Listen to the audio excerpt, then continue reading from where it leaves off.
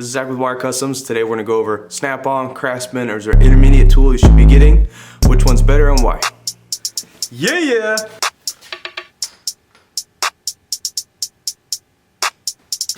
Alright, Snap-on tools, is it worth it? Now here's always a big debate. Snap-on tools are really expensive. You can go to the store and buy Craftsman, pick it up at all these Sears all over the world, really easy. Snap-on truck has a Snap-on guy. He has to come to you, or it's a really big hassle trying to order Snap-on online, ship it to your house, then warranting whatever it is you ordered online.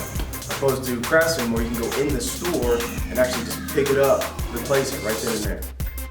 Now the big question to you is, should I buy Snap-on or should I just buy Craftsman? Well, that depends on your situation, where you're at in your career, or is it just a side hobby for you? That's the biggest question that you need to be thinking about.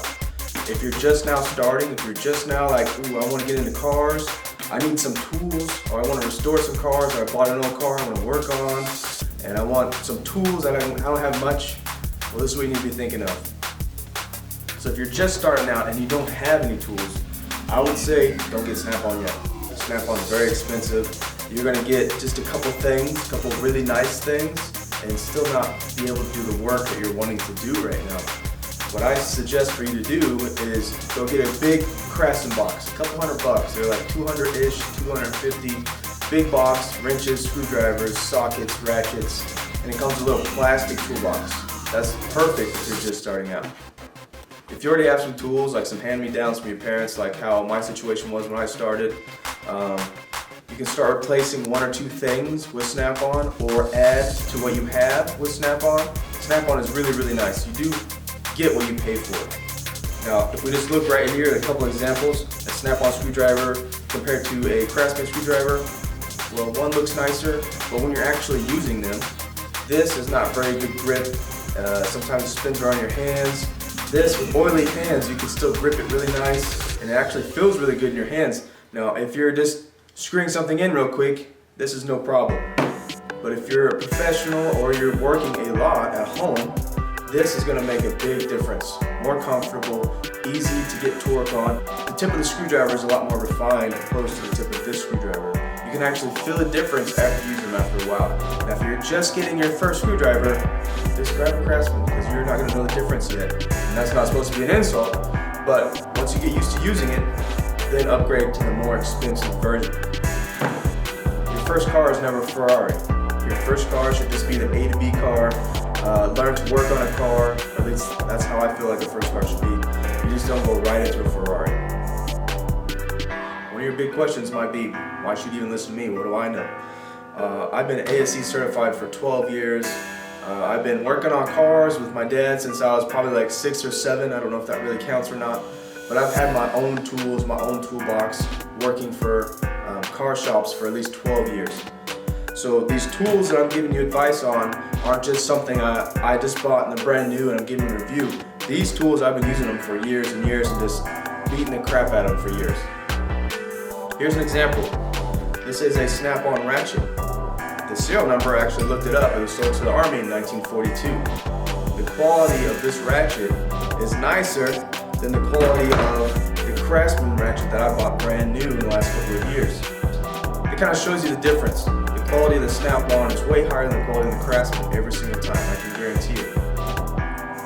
Now, all these tools, when it comes to Snap-on, Craftsman, there's more than just that as an option. People think, ooh, there's Craftsman or there's Snap-on, the really good stuff. But there's actually a lot of really nice tools in between those two levels.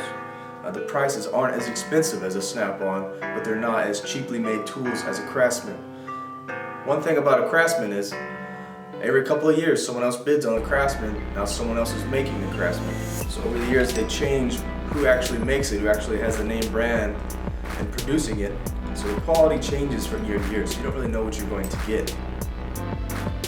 Now for these intermediate tools, as just some examples of what I personally have, Cornwell is really nice, but they're also a tool truck type of sale. You might be able to go to a tool store if you actually have an actual legit tool store around you. They will sell Cornwell.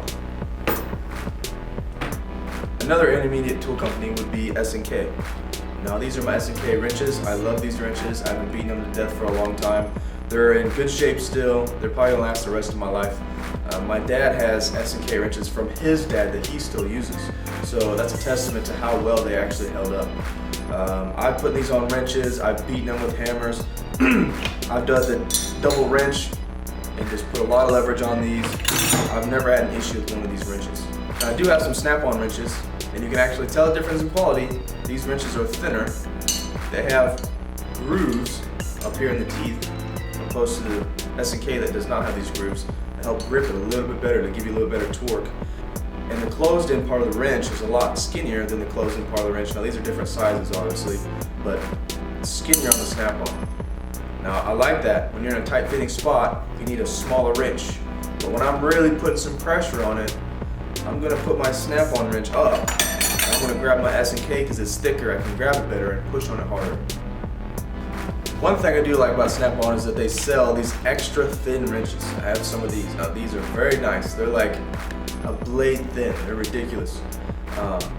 These are specialty wrenches. I'm not gonna use this every single day, but if I'm in one of those spots where I need something that's really skinny, or there's not much room to get a torque on a bolt, I'm gonna grab the Snap-on one every single time. Another intermediate tool company, or which I don't really think is that intermediate, is Milwaukee. Now, what's great about Milwaukee is you can pick them up at any Home Depot, Ace.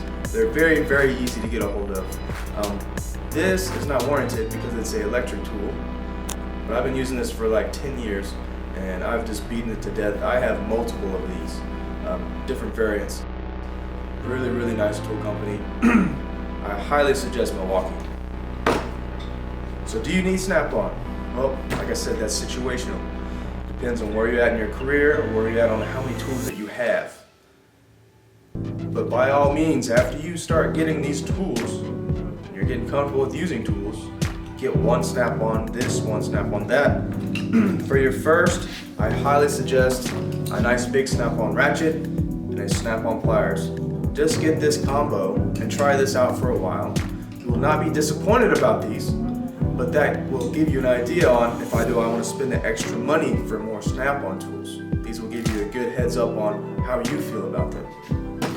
Overall, don't just do what anyone says for you to do. You try it out, you figure it out for yourself by all means. Find out if it's something that you like or if it's something that you need. Because sometimes some people that I've worked with, mechanics for a very long time, 20 years plus, they don't have any Snap-on. They're fine with Cornwell, they're fine with S&K, not a single Snap-on tool in their box. Use whatever you're comfortable with by all means. Now, if you have a question or comment, feel free to ask in the comments. I'll help you out. Also, if you feel like there's information that would help somebody else who's watching this video, feel free to comment down in the comment section. Let me see your opinions, what you think about the different types of tools, which one you think is better. More information is always better to someone who's learning. Again, this is Zach with Wire Customs. Feel free to hit the like, subscribe button. We upload a video every Sunday and every other Wednesday. Thank you. All right, full disclosure, I'm not paid or sponsored or given any free tools by Snap-on. But Snap-on, if you're watching this, send me some free shit.